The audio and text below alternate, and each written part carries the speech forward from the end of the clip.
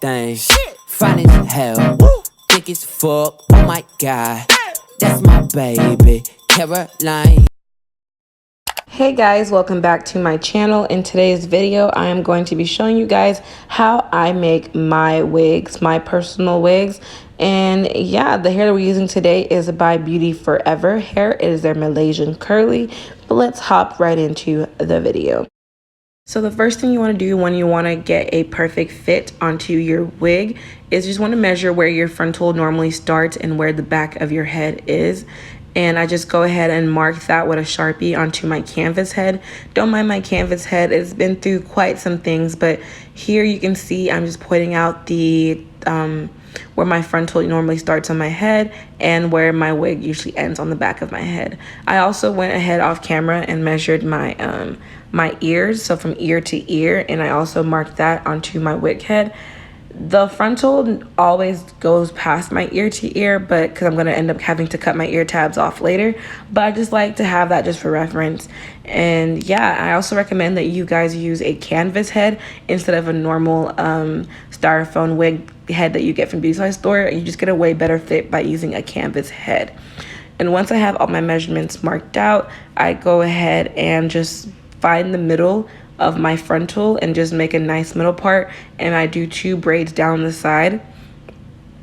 The reason for me doing the 2 braids on the side is so one, when I'm sewing the frontal onto the wig cap, I can see exactly what's going on. I hate having the hair everywhere. It's just too overwhelming, and plus this lets me like make sure I'm placing the wig exactly in the middle of the wig cap and I have like an even distribution of the frontal. So yeah, just go ahead and find the middle of the frontal, stick your wig onto your wig head real quick, and just do 2 plaits to get the hair out of the way.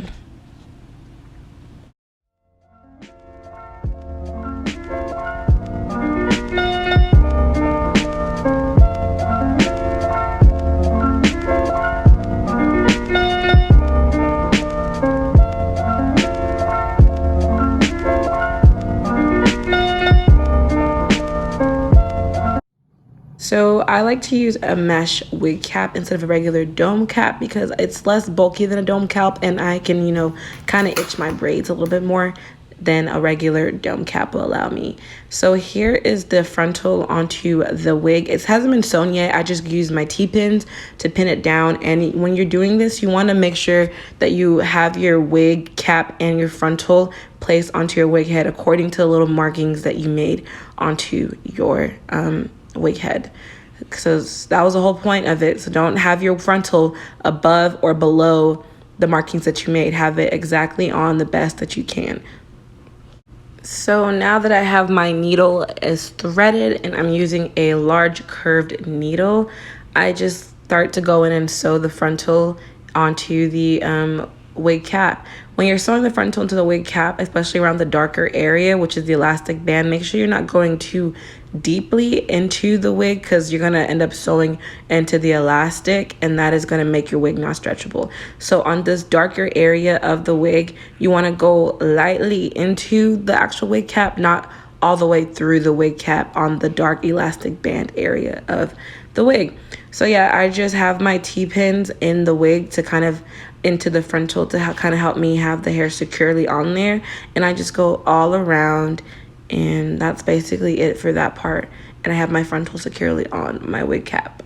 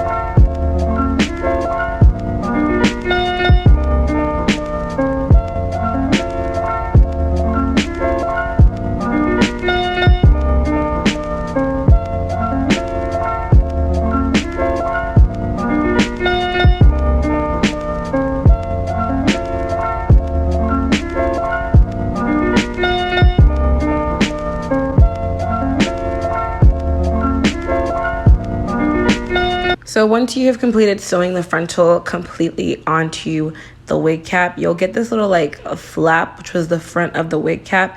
Your frontal is now the front of your wig cap. So you just want to go ahead and just carefully cut this off. Be mindful of not cutting off like the stitches you just made onto it. So just kind of like pay attention, take your time, don't rush, because you'll fuck up and end up cutting a hole and you'll have to do this process all over again. So, you know, take your time, be careful, and yeah, that's basically it. And now the frontal is ready to get made. Here I'm kind of doing a quality control check. I'm just putting the frontal and the wig cap onto my head and make sure everything fits the way I want it to, make sure it's not too high or too low and just looks right onto my head. So to prevent the wig from sticking to the actual canvas head, because I do use hot glue to attach my bundles, I like to put a dome cap over this. So this way, you know, it acts kind of like a protective barrier and the glue doesn't really stick too much to the dome cap itself. So once I'm done with the wig, I just pull it off the dome cap. And this prevents me from having my wig actually sticking to the canvas head, which can be really annoying, like trust me. So yeah. But also I make sure that I pull it back so I can still see where my markings are on my wig head. So on to the actual gluing process. I use hot glue because one, I'm lazy and I get my wigs done within an hour. Two, I feel like I can fit as many bundles as I like, and I feel like, I don't know, I just been doing this method since I first started doing my wigs, and you know, once you learn one method, why do another one? Honestly, I do sew like I do the actual normal needle and thread method, but that is when I'm making a wig for someone else. When I'm making wigs for myself, I just glue that sucker right on, and I just start gluing where the frontal kind of starts. So yeah, I just glue from ear to ear and I use my finger to press it in. It's honestly quite self-explanatory. It's super simple. It's like arts and craft, really. But yeah, so I just, you know, I glue from where the frontal starts and I just go back and forth, back and forth. Since I'm doing four bundles, I do like to double my weft. And where I double my weft is that I just glue over the last track I laid down. And I do not cut the wefts unless I'm doing the top section of the frontal, which I will talk about that more later in the video. But yeah, so I just flip it over and just keep gluing it down.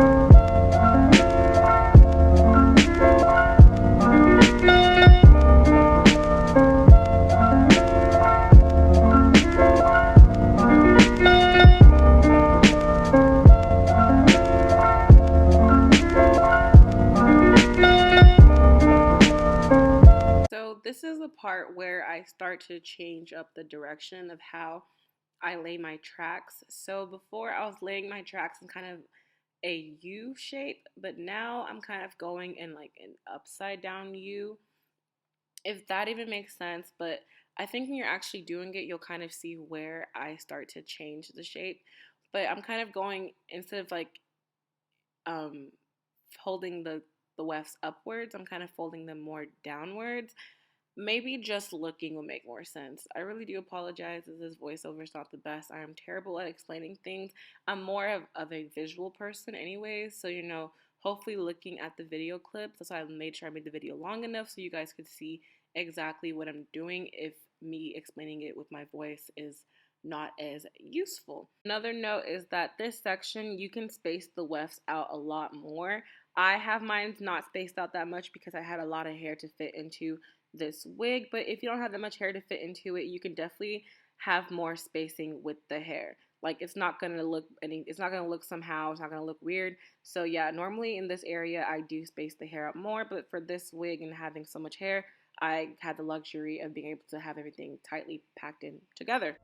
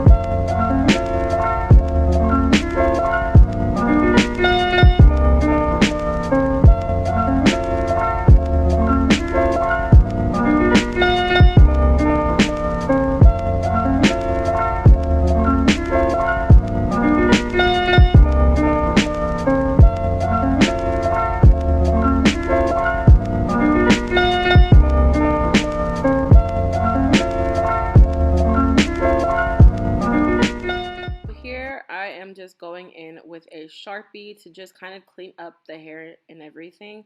Now that the hair is completed, I'm just going to go in with the Sharpie and just kind of draw over all the white glue residue so the hair looks completely flawless and no one will have to know that you hot glued your wig together because you are lazy. Well, not lazy, because you have things to do. And once I have gone in and colored all the little white spots that are showing, I'm going to go with my hot comb and just, grab the hair from the back of the frontal to just cover over the tracks. And that is pretty much it. Thank you guys so much for watching this video.